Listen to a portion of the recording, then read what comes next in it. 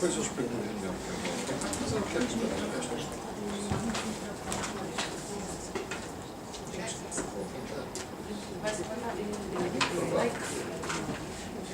É muito, porque ouve-se. Não, mas vai subir. Ouve-se. Já tive tantas vezes nesta sala. Já? Não foi connosco. Não. Depois de mais diversas entidades. Muito boa tarde a todos. É com o maior prazer que dou início a este ponto de encontro. Será a minha primeira vez como moderadora. Já estive aqui várias vezes como oradora, como participante e como oradora é a primeira vez. Na qualidade de diretora técnica da Agência de Engenharia de Lisboa e substituição do Miguel Águas, que foi para outros desafios. E hoje temos aqui uma fantástica, eu diria, apresentação do professor Mário Barra da Silva, que tem um currículo vastíssimo, mas que estou indicada para dizer que apenas e somente é o United Nations Global Compact. E vamos falar sobre os Objetivos de Desenvolvimento Sustentável do Milénio, e eu passo-lhe a palavra sem mais. Muito bem, muito obrigado. Bem, eu tenho muito pouco jeito de falar sentado, principalmente porque isso obriga-me a olhar para ali enquanto vocês olham para ali. E é um erro crasso do ponto de vista de qualquer orador olhar para um sítio diferente daquele onde olham os participantes. Porque uma das consequências graves disso é que perde a pista de para onde é que os participantes estão a olhar e, portanto, o que é que lhes está a interessar. Estão a ver? Logo, este dispositivo está errado, isto não é nada assim, não devia ser nada assim. Devíamos estar numa sala diferente, mas eu reconheço que não se podem demolir os edifícios apenas porque o estilo de apresentação mudou. Bom, eu dizia, e aliás, antes de mais, muito obrigado à agência Lisboa Nova por ter produzido este convite, que me dá a oportunidade de, mais uma vez, evangelizar sobre os ODS e sobre a Agenda 2030. Antes de mais, a título de esclarecimento, eu não sei nada sobre cidades sustentáveis. Vejam bem, tenham lá cuidado. Não me façam perguntas técnicas sobre urbanismo sustentável e outras coisas. É a vossa especialidade, não a minha. O que eu faço é o seguinte: eu trabalho como responsável, não é o meu emprego, trabalho, sou responsável de uma agência das Nações Unidas chamada United Nations Global Compact, fundada há muitos anos atrás pelo Kofi Annan, e que é a organização para o setor privado. Portanto, não existia tal coisa, a ideia até era um bocadinho absurda antes de 2000 e pouco, a ideia de haver uma agência das Nações Unidas para as empresas era absurda. Toda a gente sabia que as empresas eram os criminosos do sistema e, portanto, o que era que se fazer a ação junto dos governos e das ONGs para que pressionassem as empresas, que eram os pativos, exploravam e proibiam, faziam essas coisas todas. Muitas das políticas das Nações Unidas durante anos seguidos foram condicionadas por esta prevenção contra a empresa, contra o negócio privado. E essa foi uma das grandes mudanças dos últimos anos. Houve uma adesão muito grande ao Global Compact. Posso dizer-vos que das grandes empresas portuguesas não há praticamente nenhuma que não esteja inscrita no Global Compact. Das empresas multinacionais que operam em Portugal não há praticamente nenhuma que não seja participante do Global Compact. A diferença em relação a outras agências é que todo participante do Global Compact tem que emitir um relatório chamado COP, Communication on Progress, que é anualmente publicado no site do próprio Global Compact e que serve de fonte para as agências de rating e para outras agências que condicionam crédito e relações com as grandes organizações, de modo que elas levam a sério. As PMEs têm muito pouca relevância, porque as PMEs normalmente não estão sujeitas a ratings e, portanto, não veem no Global Compact tanto interesse. O Global Compact não inventou nada de novo.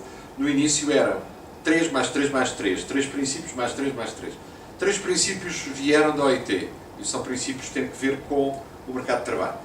3 princípios vieram das organizações ambientalistas, e têm que ver, das Nações Unidas, claro, e têm que ver com as questões ambientais, com princípio da precaução, o respeito pela natureza, por aí fora. E 3 princípios vieram das organizações de defesa dos direitos humanos. Completamente novo, porque só mais tarde é que as Nações Unidas fazem a Convenção contra a Corrupção. Foi o 10º princípio, que é o princípio que estabelece a necessidade das organizações combaterem todas as suas formas, todas as formas que tiveram ao seu alcance, a corrupção e a bribery, ou seja, a pequena transação e a grande corrupção, no nosso caso. O Global Compact teve um papel importante na elaboração da Agenda 2030, porque organizou a contribuição do setor privado. Como retorno, após a aprovação da Agenda 2030 e dos ODS, foi remetida ao Global Compact a responsabilidade de ser uma das agências, a principal agência, de organização do contributo do setor privado para a realização dos ODS. Ora bem, eu peço-vos talvez um bocadinho de desculpa por eu insistir muito nesta ideia. Antes dos ODS e da Agenda 2030, as empresas eram o mal da fita. Nos ODMs, as empresas eram o mal da fita. Toda a ação sobre a sociedade era imaginada como resultando de uma pinça que tinha de um lado as instituições do governo a agirem sobre políticas públicas e legislação e do outro lado as ONGs, representando a sociedade civil e agindo também sobre o centro do problema que eram as empresas. Isto foi um estrondoso fracasso. Na realidade, a filosofia de gestão da coisa pública que estava por trás disto era a ideia de que a empresa era um mal necessário. Mas era um mal. Era um mal. Não havia outra solução, porque por enquanto ainda não se sabia como é que se poderia criar riqueza de outra maneira. E a verdade é que tinha uma certa razão. Tinha uma certa razão. A empresa tinha nascido sem ninguém saber mais ou menos porquê. Nasceu, simplesmente. A empresa nasceu nas traseiras da casa do dono. O dono da empresa foi equiparado ao pai, por isso o termo patrão. A legislação, há 2000 anos atrás, dizia que o pai tinha direito de vida e de morte sobre a família, em Roma, o pater. Obviamente isso foi eliminado por uma questão de direitos humanos, mas continuou na empresa até aos nossos dias. O pater, ou seja, o patrão, tem direito de vida e de morte sobre a empresa, não tem que dar explicação alguma. Um patrão de uma empresa pode simplesmente decidir encerrá-la e mandarem as pessoas embora, que terá que cumprir a lei sobre despedimentos, indemnizações, etc. Mas fecha e ponto. Não tem que dar nenhuma explicação sobre essa matéria. Enquanto as empresas não foram tão importantes assim, digamos que não houve nenhuma elaboração ao nível académico, ou filosófico, ou político, sobre a realidade das empresas. Houve uma tentativa, como sabem, nas sociedades do leste europeu, socialistas, entre aspas, não quero dizer nada de político, mas pronto, aquelas sociedades, houve uma tentativa que foi, acaba-se com os patrões todos, há um único dono da empresa, que é o Estado, e pronto, e aí os donos são nós, somos nós, é o cidadão que, representado através do seu partido, o Partido de Cidadãos, exerce poder sobre o Estado e, portanto, exerce poder sobre as empresas. Logo, os sindicatos são desnecessários e todas essas coisas não são necessárias. Não funcionou. Podia ter funcionado, mas não funcionou. Houve outras tentativas, como, por exemplo, a tentativa chinesa, que é dizer, não, espera aí, das grandes empresas todas são do Estado. Agora, das pequenas, poder-se-á permitir que haja uma pequena iniciativa aqui e ali, isso não faz mal nenhum, porque não tem um impacto decisivo sobre o poder do Estado. É uma ideia e está em curso. Não sabemos se funcionará, se não. Mas a grande ideia, do nosso ponto de vista, surgiu muito devagarinho, a partir das mais diferentes fontes, todas convergindo para o mesmo fim, que hoje, apesar de genericamente ser desconhecido em Portugal, e quando digo genericamente desconhecido, não é dos académicos, não é dos pensadores, não é das pessoas que se ocupam disto, essas sabem perfeitamente. Mas digo-vos, por exemplo, que não é conhecido da esmagadoríssima maioria dos donos de empresas ao nível de PMEs. Encontro mesmo na academia muita gente que dá aulas e que não faz ideia nenhuma. O que é que aconteceu? O que aconteceu foi uma viragem quase que inevitável dos conceitos de relação entre a empresa e o cliente, ou entre a empresa e as suas partes interessadas. Pensa como começou o marketing. O marketing começa com a seguinte ideia de base. A empresa existe para maximizar o valor para o acionista. Ponto. Para que é que serve o marketing? Para descobrir a melhor maneira de maximizar o valor para o acionista vendendo produtos aos clientes. Para quê? Para que os produtos sejam o mais possível conformes àquilo que os clientes querem. Porque assim eles pagarão mais e comprarão mais. Mas qual é a linha de partida? Maximizar o valor para o acionista. Isto era engraçado quando o capitalismo era de acionistas. O que aconteceu nos últimos anos é que o capitalismo deixou de ser de acionista. Passou a ser de especulador. Isto é, a certa altura, alguém perturbou enormemente a comunidade mundial dizendo assim: qual é o público mais leal a uma organização? Bem, o mais leal havia discussão, mas o menos leal seguramente era o acionista. Aquele que rodava o dinheiro mais depressa, que despachava mais depressa as suas ações e traficava na baixa, na alta, era o acionista. E o mais leal, provavelmente, o empregado. Então, e assim entre o leal e o totalmente desleal, o cliente. Engraçado. A partir daqui surgiram uma série de outras ideias em cada uma delas. A empresa é um ente social. Que horror, isso é socialismo, isso é comunismo, não é nada um ente social. A empresa não tem nada a ver com o ente social. A empresa é uma emanação da vontade do patrão que lança aquele projeto para ganhar dinheiro. Não é nada senão isso. Será mesmo? Bem, e depois, conforme se exprimia, percebia-se que não, que de facto a sociedade precisava de sapatos. E, portanto, fosse lá quem fosse que tivesse a iniciativa de fabricar sapatos, alguém tinha que fabricar sapatos. Porque sapatos são uma necessidade social, a gente não vive sem eles, precisa desta coisa de pé. E assim por diante. Ou seja, houve um ataque muito grande à ideia de que a empresa não era mais do que a emanação da vontade do patrão. Mas o ataque mortal, aquele que foi mesmo decisivo, foi quando se descobriu que o patrão não era dono da empresa. Essa é que foi de acordo. O patrão não é dono da empresa. Não. Então o que é o dono da empresa? O especulador. Então o que aparece como patrão é o quê? É o núcleo duro. Quanto é que o núcleo duro tem? 10%, 15%, 22%, 3%. Depende, é o núcleo duro. O patrão, muitas vezes, não é de facto o dono da empresa. Como é que ele consegue ter mais de 50% para poder ganhar as Assembleias Gerais? Prometendo dividendos aos acionistas. Então, espera aí, os acionistas não têm nenhuma lealdade para com a empresa, nem têm que ter, nem se espera que tenham. Não se espera que tenham. O que se espera é que o acionista coloque lá o dinheiro e tenha uma remuneração aceitável para manter lá o dinheiro dele. Se a remuneração não é aceitável, pega no dinheiro e põe do outro lado. O que é que diferencia o acionista do banco? É que o banco corre menos risco porque o banco tem uma remuneração mais baixa. Então isso quer dizer que quem controla a empresa, se preferir comprar dinheiro ao banco, em vez de comprar dinheiro ao acionista, paga menos, só que há uma transferência de risco para a empresa, do banco para a empresa, maior do que há do acionista para a empresa. Basicamente é isso. Então o shareholder é um fornecedor de recursos financeiros. É. Em que é que isso o torna diferente de um fornecedor de matérias-primas? Nada. Porque é que ele manda? Por causa de Roma, de há 2000 anos atrás, que se dizia que o patrão é que mandava. Então quer dizer, quem devia governar a empresa não era o shareholder. Não. Então quem era? O stakeholder. E surge a teoria dos stakeholders. Na realidade, ninguém sabe muito bem como é que há de passar de um governo exclusivo de shareholder para um governo partilhado com stakeholders. Mas há boas iniciativas, nomeadamente a Bigude, já ouviram falar?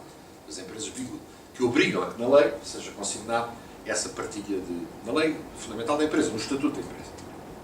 É neste quadro em que até o Michael Porter fez uma comunicação pomposa a dizer: sim senhor, é verdade que a procura do lucro não é em si inimiga do papel social da organização e que o papel social da organização social não é no sentido de assistência social, nem de serviço social, nem de capital social. É social no sentido global de sociedade. Esse papel da empresa não é, de facto, inimigo do lucro para o acionista. Só tem que se pensar de outra maneira. Tem que se pensar no lucro para o acionista não como uma causa primeira, mas como uma causa última. A empresa não existe para dar lucro ao acionista. A empresa, como resultado de tudo aquilo que faz bem, dá lucro ao acionista. O lucro ao acionista é o fim do processo e não o início do processo. Jesus! Mas isto é uma revolução grande demais. É assim. Por exemplo, há dias, falando com um CEO português, ele dizia: olha, a minha empresa, o acionista é americano. que eu mato os empregados, que eu exploda com a aldeia ao lado, que eu rebento com o... Não querem saber rigorosamente nada. A única coisa que lhes interessa no final do ano é quanto nós lhes pomos na mão. O resto é inteiramente comigo. Ou seja, muitas empresas estão exatamente neste estado, nomeadamente aquelas que são detidas por fundos financeiros. E são muitas. E alguns desses fundos financeiros são possuídos das melhores intenções, são fundos de pensões. Mas têm uma completa e absoluta cegueira de gestão. Bom, no entanto, é neste quadro que os ODS são criados. Portanto, que é criada a Agenda 2030. É criada a Agenda 2030 na seguinte ideia. As organizações são a coisa mais poderosa que o ser humano criou. Nós temos no Grupo Auchan 340 mil empregados espalhados por uma série de países. Digam-me lá o que é que pode ocorrer em termos de poder, de empregados, de movimento de dinheiro com o Auchan. Então, o que nós temos que trazer é o Auchan para esta causa. E quem diz o Auchan, não sei se tem noção que a capitalização bolsista da Apple vale exatamente não vale aproximadamente metade de todos os dólares que têm em circulação. Tem noção do que é que isto significa? A capitalização bolsista da Apple vale metade de todos os dólares que estão em circulação. Isto acha que são zilhões deles. Pois a Apple vale metade disso. Portanto, o poder das empresas tornou-se colossal. Agora, que tipo de patrões de empresas a grande escala é que nós temos? É possível a Agenda 2030 e é possível toda esta imensa utopia que eu vos vou muito rapidamente passar, porque eu não acho que seja necessário passar aquilo que vocês encontram com facilidade na internet. Acho que é importante dizer-vos aquilo que não está na internet.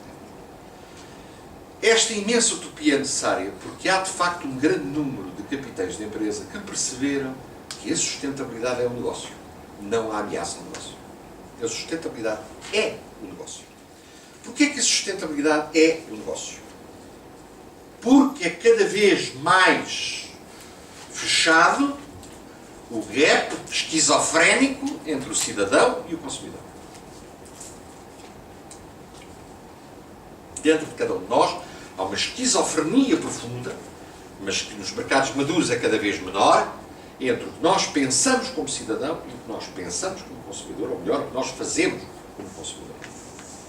Perante essa esquizofrenia, as empresas dizem, do ponto de vista dos auditórios, das coisas, sondagens, é maravilhoso. Toda a gente diz que é tudo maravilhoso, é sim, o planeta e tal. E coisa. Quando chegamos à altura de comprar, os tipos compram tudo ao contrário.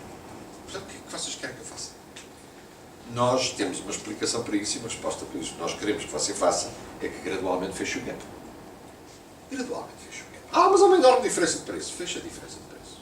Faça o que for necessário para ir aproximando dos preços. O facto de saltar de 10 euros para 20, quando se está a comprar uma determinada coisa, ninguém salta. A malta não salta. Não vai por aí.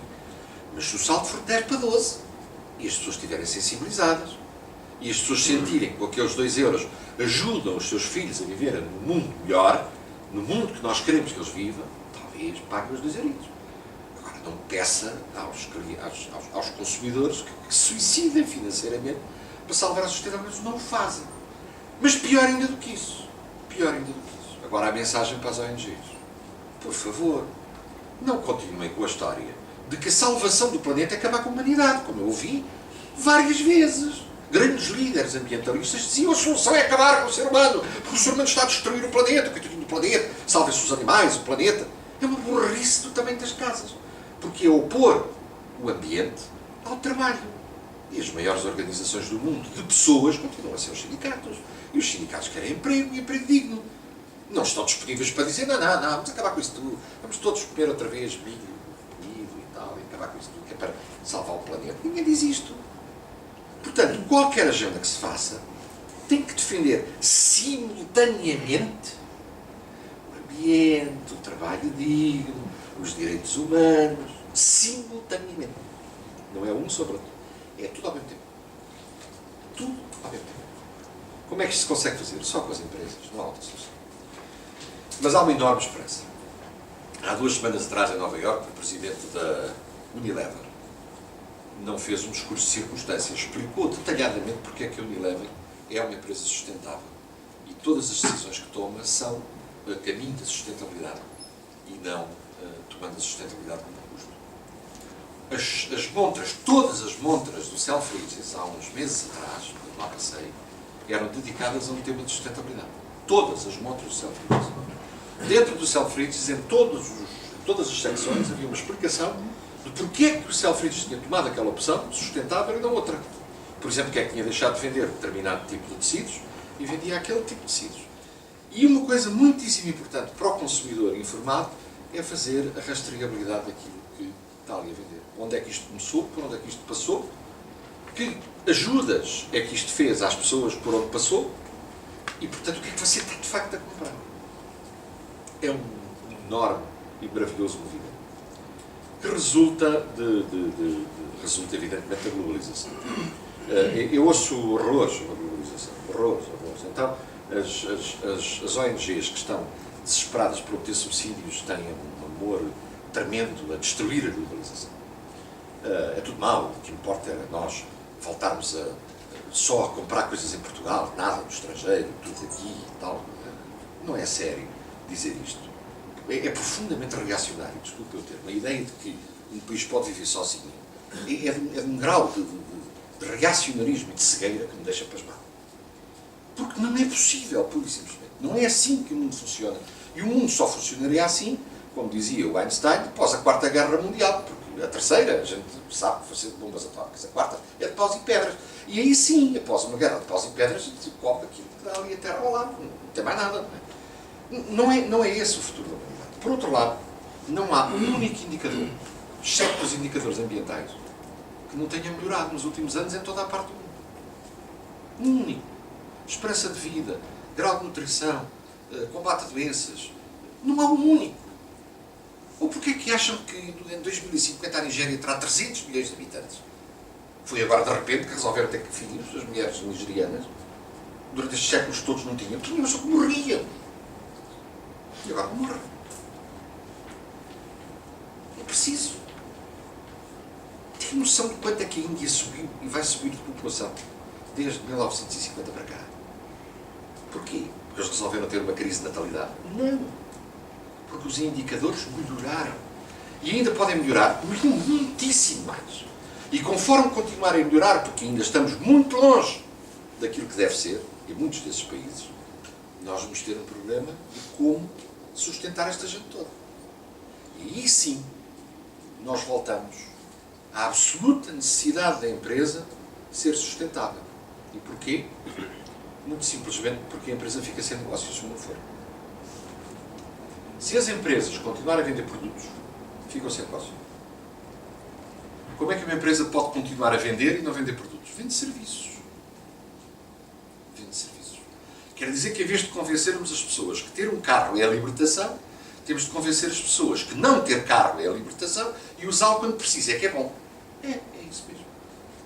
Então quer dizer que aquele anúncio maravilhoso que fizemos há uns anos atrás estava completamente enganado. Quase todos os anúncios que fizeram há uns anos atrás estavam completamente enganados. Lembram-se de um anúncio que tanta gente, toda a gente adorou em Portugal, que era um crime, do princípio ao fim, do ponto de vista de hoje.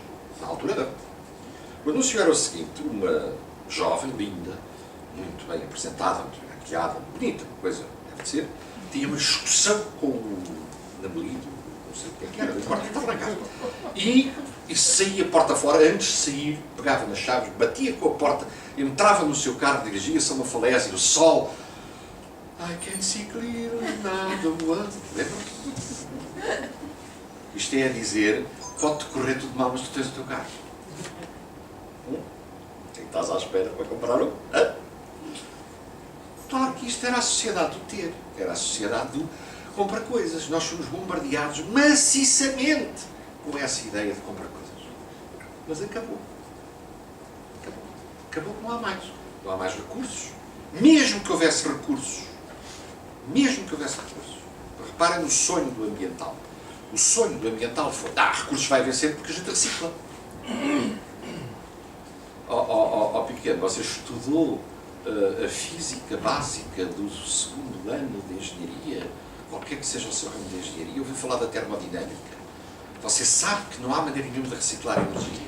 Que a energia perde sempre, dissipa-se. Não há nenhuma forma de a recuperar. Porque você pode recuperar as matérias-primas, gasta ainda mais energia.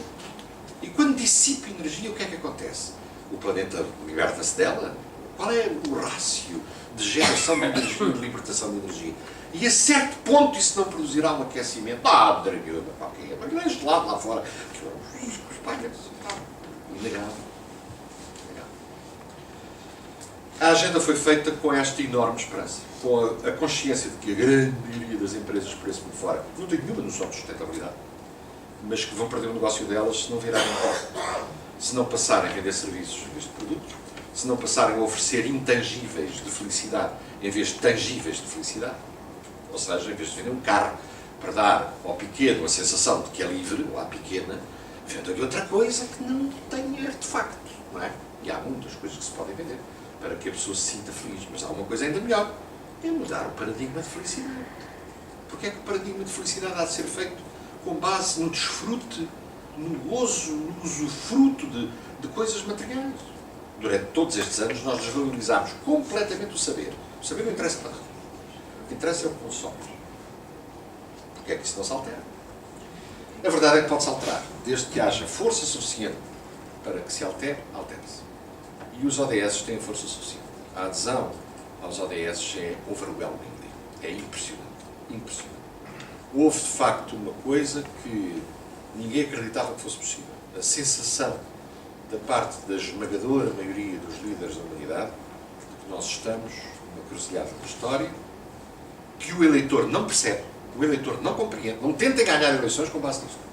Ninguém vota nisto. Mas o povo democrático só está interessado no curto prazo. Não percebe no médio prazo. Não percebe. No Algarve foi feita uma obra absolutamente fantástica, que foi aquele conjunto todo de pequenas barragens do plano de rega do Algarve. Qual foi o governo que fez? Ninguém sabe. Foram vários governos que fizeram. Não tem dividendos eleitorais. Mas ouvem falar na seca do Algarve? Não ouvem. E era um dos sítios piores em Portugal. Agora, dividendos eleitorais? Zero. Porque é uma coisa que se espalha por vários governos.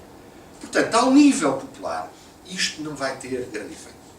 Mas ao nível das lideranças, qualquer pessoa que exerce um papel de responsabilidade na sociedade e que tem um mínimo de consciência e de responsabilidade pelo futuro, agarra esta agenda.